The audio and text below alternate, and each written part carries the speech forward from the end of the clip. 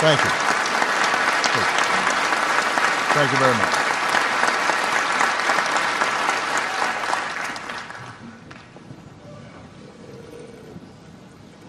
Mr. President and Mrs. Bush, my friend, the Vice President, and Dr. Biden, Mayor Rawlings, Chief Spiller, clergy, members of Congress, Chief Brown. I'm so glad I met Michelle first because she loves Stevie Wonder.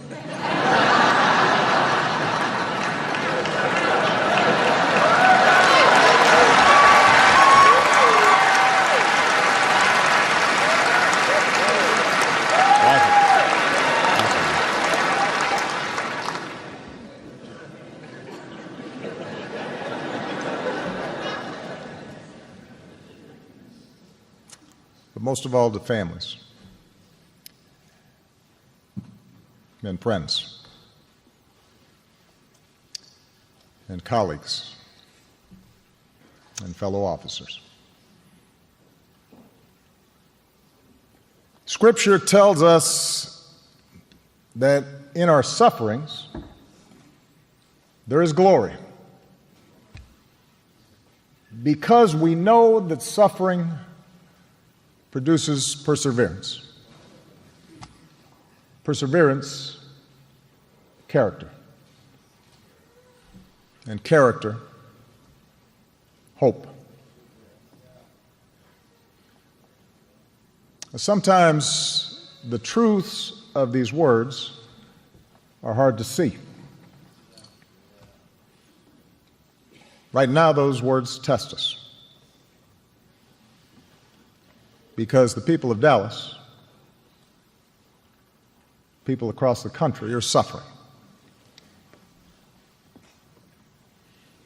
We're here to honor the memory and mourn the loss of 5 fellow Americans, to grieve with their loved ones, to support this community,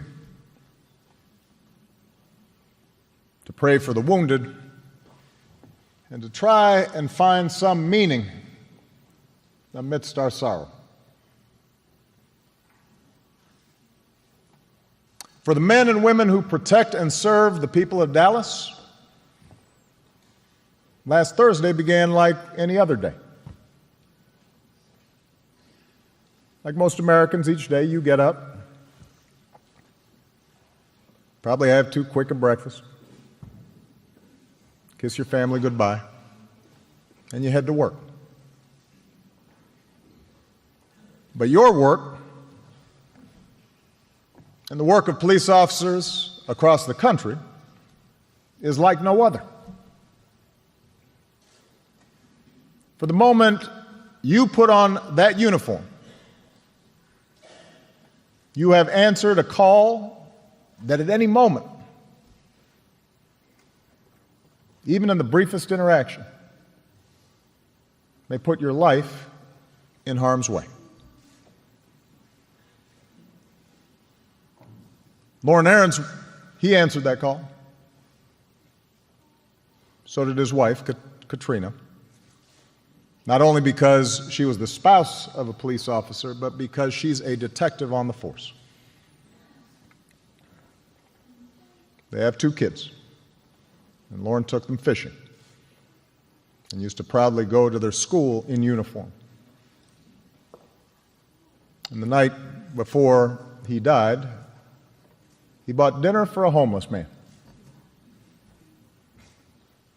And the next night, Katrina had to tell their children that their dad was gone. And they don't get it yet, their grandma said. They don't know what to do quite yet.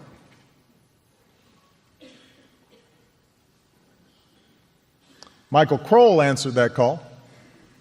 His mother said he knew the dangers of the job, but he never shied away from his duty. He came 1,000 miles from his home state of Michigan to be a cop in Dallas, telling his family, "This is something I wanted to do." And last year, he brought his girlfriend back to Detroit for Thanksgiving, and it was the last time he'd see his family.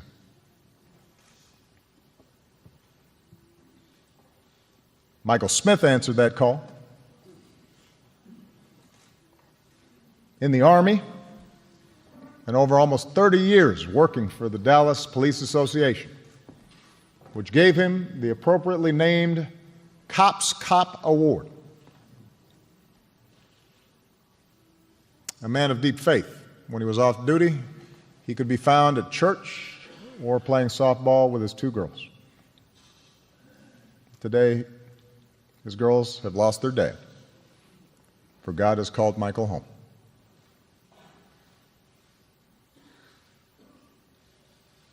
Patrick Zamarripa, he answered that call.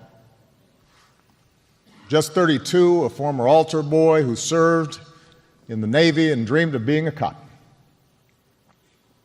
He liked to post videos of himself and his kids on social media.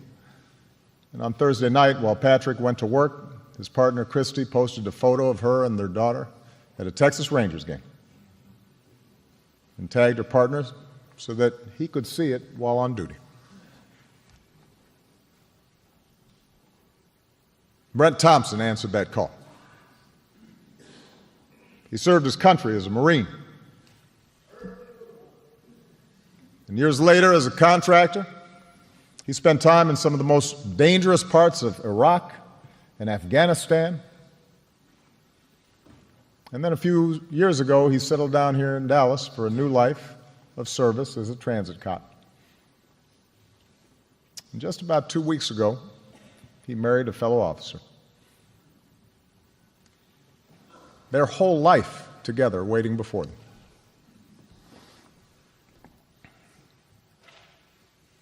Like police officers across the country, these men and their families shared a commitment to something larger than themselves. They weren't looking for their names to be up in lights. They'd tell you the pay was decent, but wouldn't make you rich. They could have told you about the stress and long shifts. And they'd probably agree with Chief Brown when he said that cops don't expect to hear the words "thank you" very often, especially from those who need them the most.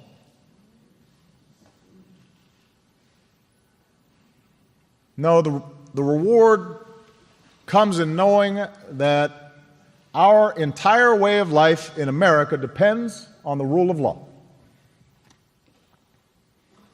That the maintenance of that law is a hard and daily labor. That in this country we don't have soldiers in the streets or militias setting the rules. Instead, we have public servants, police officers, like the men who were taken away from us. And that's what these 5 were doing last Thursday. When they were assigned to protect and keep orderly a peaceful protest in response to the killing of Alton Sterling of Baton Rouge and Philando Castile of Minnesota. They were upholding the constitutional rights of this country. For a while, the protests went on without incident. And despite the fact that police conduct was the subject of the protest, despite the fact that there must have been signs or slogans or chants with which they profoundly disagreed, these men and this department did their jobs like the professionals that they were. In fact, the police had been part of the protest planning. Dallas PD even posted photos on their Twitter feeds of their own officers standing among the protesters. 2 officers, black and white, smiled next to a man with a sign that read, "No justice, no peace."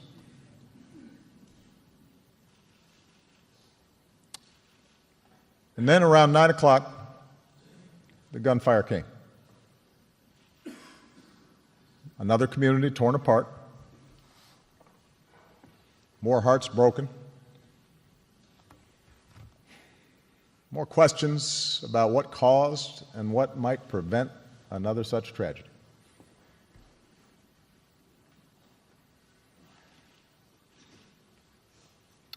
I know that Americans are struggling right now with what we've witnessed over the past week. First, the shootings in Minnesota and Baton Rouge, the protests, then the targeting of police by the shooter here. An act not just of demented violence, but of racial hatred. All of it's left us wounded and angry and hurt. It's as if the deepest fault lines of our democracy have suddenly been exposed, perhaps even widened. And although we know that such divisions are not new, though they've surely been worse in even the recent past, that offers us little comfort. Faced with this violence, we wonder if the divides of race in America can ever be bridged. We wonder if an African-American community that feels unfairly targeted by police and police departments that feel unfairly maligned for doing their jobs can ever understand each other's experience. We turn on the TV or surf the internet and we can watch positions harden and lines drawn, and people retreat to their respective corners. And politicians calculate how to grab attention or avoid the fallout. We see all this, and it's hard not to think sometimes that the center won't hold and that things might get worse. I understand. I understand how Americans are feeling. But Dallas, I'm here to say we must reject such despair. I'm here to insist that we are not as divided as we seem. And I know that because I know America.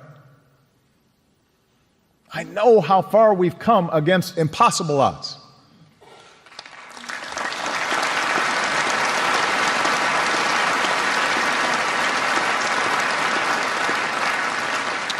I know we'll make it because of what I've experienced in my own life, what I've seen of this country and its people, their goodness and decency as President of the United States. And I know it because of what we've seen here in Dallas, how all of you, out of great suffering, have shown us the meaning of perseverance and character and hope.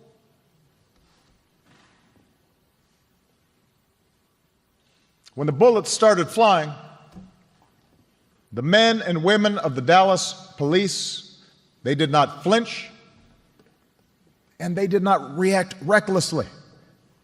They showed incredible restraint. Helped in some cases by protesters, they evacuated the injured, isolated the shooter, saved more lives than we will ever know.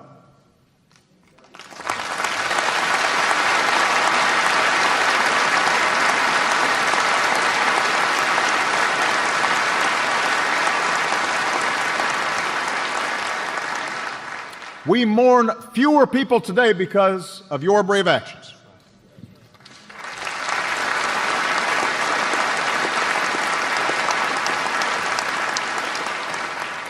Everyone was helping each other, one witness said. It wasn't about black or white. Everyone was picking each other up and moving them away. See, that's the America I know.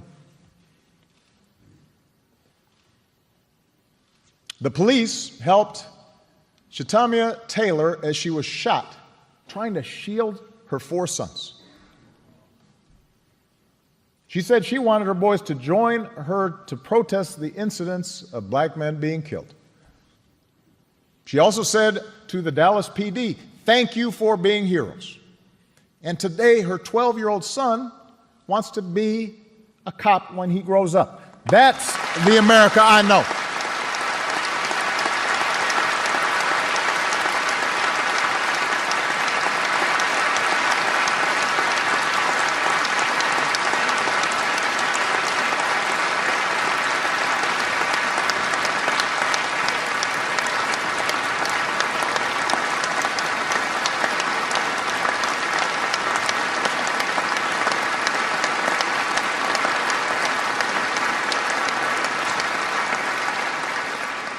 In the aftermath of the shooting, we've seen Mayor Rawlings and Chief Brown, a white man and a black man with different backgrounds, working not just to restore order and support a shaken city, a shaken department, but working together to unify a city with strength and grace and wisdom. And in the process, we've been reminded that the Dallas Police Department has been at the forefront of improving relations between police and the community. The murder rate here has fallen. Complaints of excessive force have been cut by 64%. The Dallas Police Department has been doing it the right way.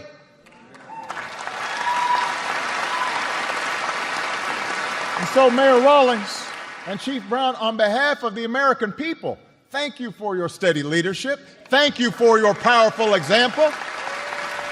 We could not be prouder of you.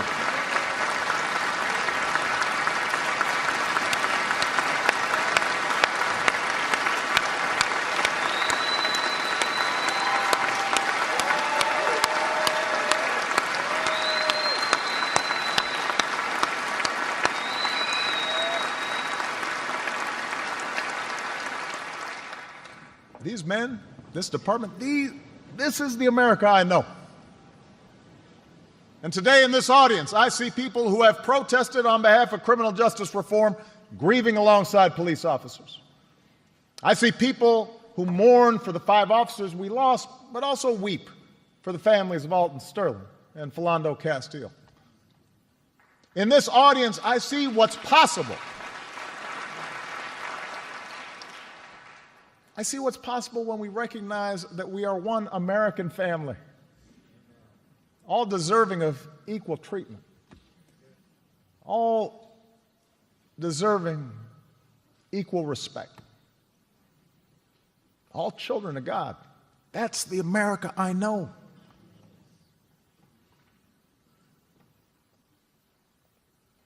Now, I'm not naive. I have spoken at too many memorials during the course of this presidency. I've hugged too many families who've lost a loved one to senseless violence. And I've seen how a spirit of unity born of tragedy can gradually dissipate, overtaken by the return to business as usual, by inertia and old habits and expediency. I see how easily we slip back into our old notions because they're comfortable, we're used to them. I've seen how inadequate words can be in bringing about lasting change. I've seen how inadequate my own words have been. And so I'm reminded of a passage in John's Gospel. Let us love not with words or speech, but with actions and in truth. If we're to sustain the unity we need to get through these difficult times, if we are to honor these 5 outstanding officers, who we lost, then we will need to act on the truths that we know. And that's not easy. It makes us uncomfortable. But we're going to have to be honest with each other and ourselves. We know that the overwhelming majority of police officers do an incredibly hard and dangerous job fairly and professionally. They are deserving of our respect and not our scorn.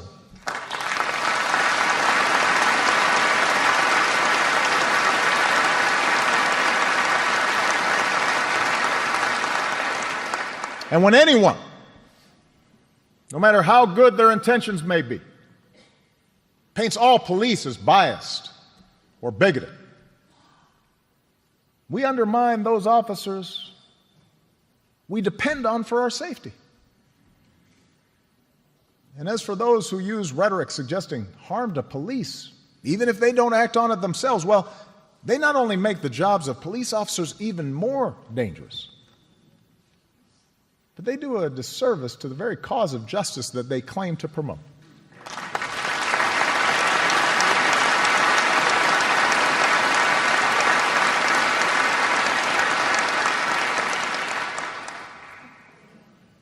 We also know that centuries of racial discrimination, of slavery and subjugation and Jim Crow, they didn't simply vanish with the end of lawful segregation. They didn't just stop when Dr. King made a speech or the Voting Rights Act and the Civil Rights Act were signed. Race relations have improved dramatically in my lifetime. Those who deny it are dishonoring the struggles that helped us achieve that progress. But we know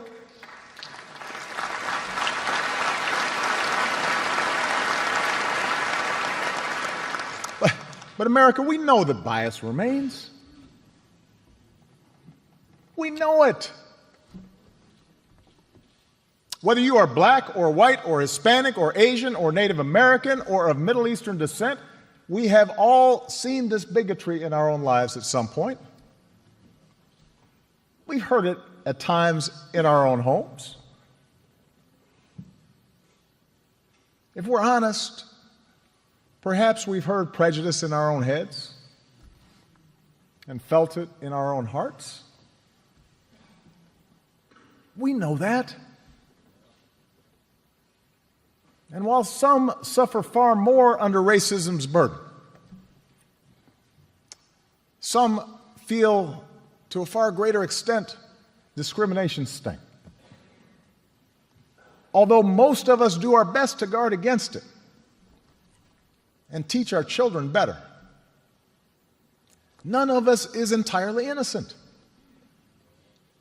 No institution is entirely immune. And that includes our police departments. We know this. And so when African Americans from all walks of life, from different communities across the country, voice a growing despair over what they perceive to be unequal treatment, when study after study shows that whites and people of color experience the criminal justice system differently, so that if you're black, you're more likely to be pulled over or searched or arrested, more likely to get longer sentences, more likely to get the death penalty for the same crime. When mothers and fathers raise their kids right and have the talk about how to respond if stopped by a police officer, yes, sir, no, sir, but still fear that something terrible may happen when their child walks out the door, still fear that kids being stupid and not quite doing things right might end in tragedy, when all this takes place more than 50 years after the passage of the Civil Rights Act, we cannot simply turn away and dismiss those in peaceful protest as troublemakers or paranoid.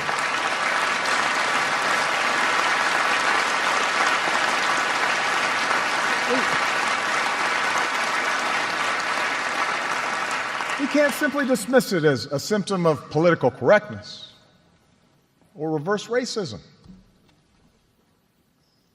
To have your experience denied like that, dismissed by those in authority, dismissed perhaps even by your white friends and coworkers and fellow church members, again and again and again, it hurts.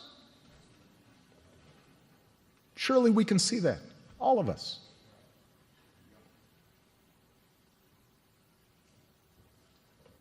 We also know what Chief Brown has said is true, that so much of the tensions between police departments and minority communities that they serve is because we ask the police to do too much and we ask too little of ourselves.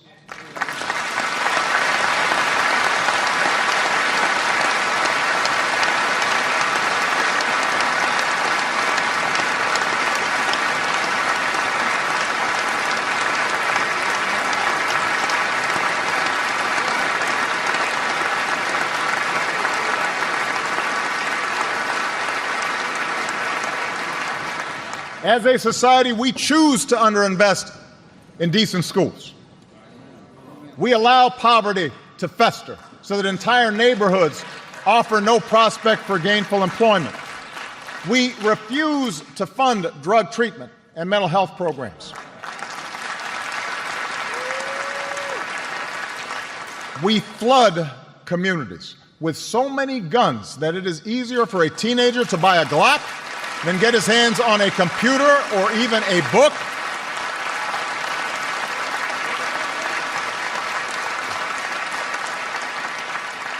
And then we tell the police, you're a social worker, you're the parent, you're the teacher, you're the drug counselor. We tell them to keep those neighborhoods in check at all costs and do so without causing any political blowback or inconvenience. Don't make a mistake that might disturb our own peace of mind. And then we feign surprise when periodically the tensions boil over.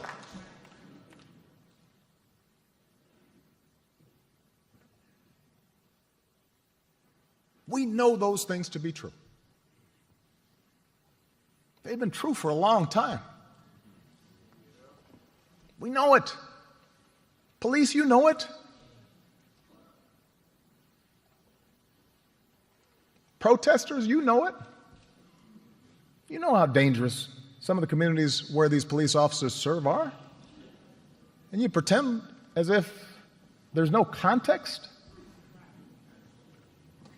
These things we know to be true. And if we cannot even talk about these things, if we cannot talk honestly and openly, not just in the comfort of our own circles, but with those who look different than us or bring a different perspective, then we will never break this dangerous cycle.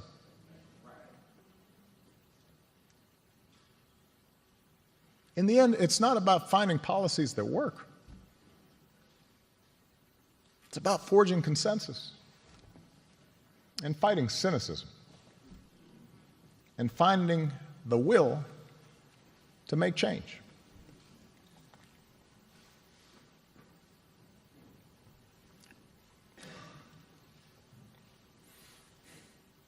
Can we do this? Can we find the character as Americans to open our hearts to each other? Can we see in each other a common humanity and a shared dignity and recognize how our different experiences have shaped us? And it doesn't make anybody perfectly good or perfectly bad. It just makes us human. I don't know. I confess that sometimes I too experience doubt. I've been to too many of these things. I've seen too many families go through this. But then I am reminded of what the Lord tells Ezekiel. I will give you a new heart, the Lord says, and put a new spirit in you. I will remove from you your heart of stone and give you a heart of flesh. That's what we must pray for, each of us. A new heart. Not a heart of stone, but a heart open to the fears and hopes and challenges of our fellow citizens. That's what we've seen in Dallas these past few days. And that's what we must sustain. Because with an open heart, we can learn to stand in each other's shoes and look at the world through each other's eyes. So that maybe the police officer sees his own son in that teenager with a hoodie who's kind of goofing off, but not dangerous. And maybe the teenager will see in the police officer the same words and values and authority of his parents.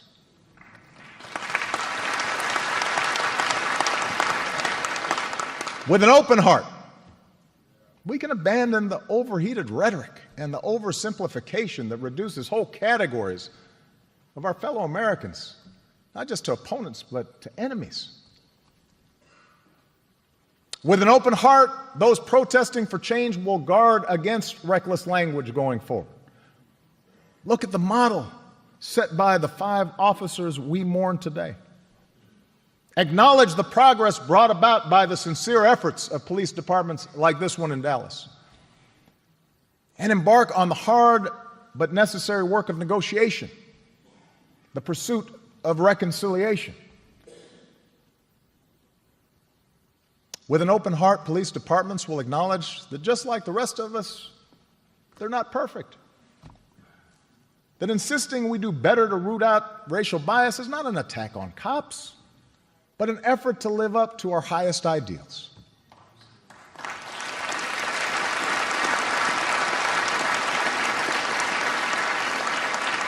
And I understand these protests, I see them, they can be messy. Sometimes they can be hijacked by an irresponsible few. Police can get hurt. Protesters can get hurt. They can be frustrated. But even those who dislike the phrase Black Lives Matter, surely we should be able to hear the pain of Alton Sterling's family. We should, when we hear a friend describe him by saying that whatever he cooked enough for everybody, that should sound familiar to us, that maybe he wasn't so different than us, so that we can, yes, insist that his life matters. Just as we should hear the students and co-workers describe their affection for Philando Castile as a gentle soul, Mr. Rogers with deadlocks, they called him, and know that his life mattered to a whole lot of people of all races, of all ages, and that we have to do what we can without putting officers' lives at risk, but do better to prevent another life like his from being lost. With an open heart, we can worry less about which side has been wronged and worry more about joining sides to do right.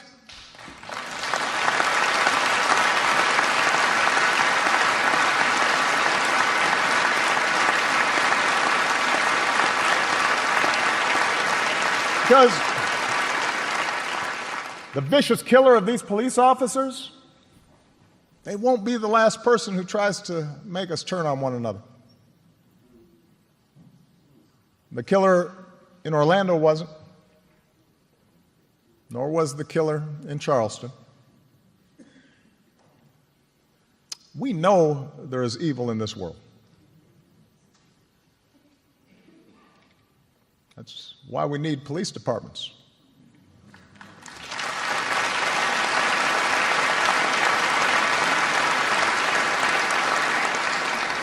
But as Americans, we can decide that people like this killer will ultimately fail. They will not drive us apart. We can decide to come together and make our country reflect the good inside us, the hopes and simple dreams we share.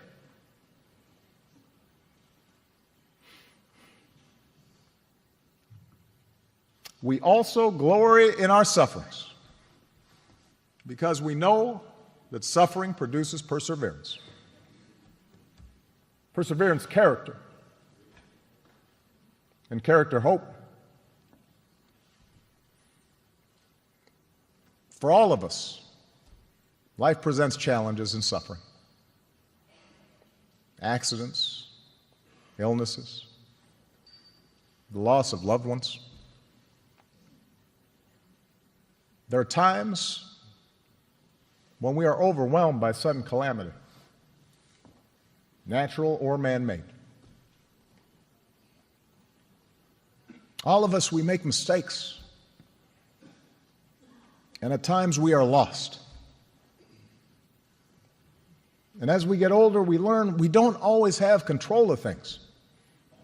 Not even the president does. But we do have control over how we respond to the world. We do have control over how we treat one another. America does not ask us to be perfect. Precisely because of our individual imperfections, our founders gave us institutions to guard against tyranny and ensure no one is above the law. A democracy that gives us the space to work through our differences and debate them peacefully, to make things better, even if it doesn't always happen as fast as we'd like. America gives us the capacity to change. But as the men we mourn today, these 5 heroes knew better than most. We cannot take the blessings of this nation for granted. Only by working together can we preserve those institutions of family and community, rights and responsibilities, law and self-government that is the hallmark of this nation. For it turns out we do not persevere alone. Our character is not found in isolation. Hope does not arise by putting our fellow man down. It is found by lifting others up.